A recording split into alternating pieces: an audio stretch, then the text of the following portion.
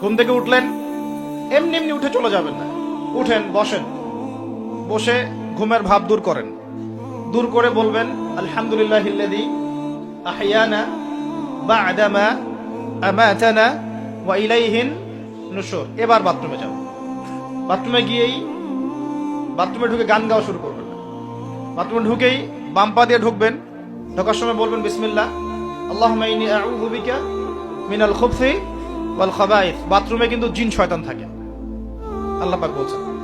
তো বাথরুমে জিন থাকে এটা বিশ্বাস করলাম তো। এবার দোয়াটা পড়লেন, এবার আপনি ইস্তেঞ্জা সারলেন। তারপরে বের হওয়ার সময় বলছেন গুফরানাকা। কি বলছেন? গুফরান। আরেকটা দোয়া আছে আলহামদুলিল্লাহিল্লাযী আযহাবা আনিল আযান ওয়া আফানি গুফরানাকা। ওযু করবেন, ওযুর আগে বলবেন বিসমিল্লাহ। ওযু করার সময় খুব বেশি পানি অপচয় করবেন না, কারণ অপচয়ে সবচেয়ে কটু জাতি এখন মুসলিমরা। আচ্ছা, আসুন সামনে যাই।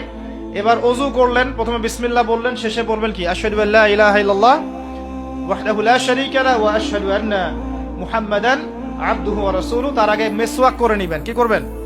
মেসওয়াক মানে ব্রাশ, ঠিক আছে, কোনো সমস্যা নেই। ব্রাশ করছেন, ওকে, আদায় হয়ে গেছে ইনশাআল্লাহ।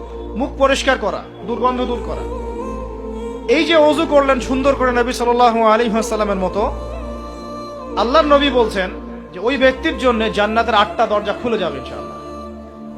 জান্নাতের 8টা দরজা ওই ব্যক্তির জন্য খুলে যাবে ইনশাআল্লাহ তাআলা। এবার আপনি কাপড় পরছেন, এমনি এমনি পড়লে নাকি নাই।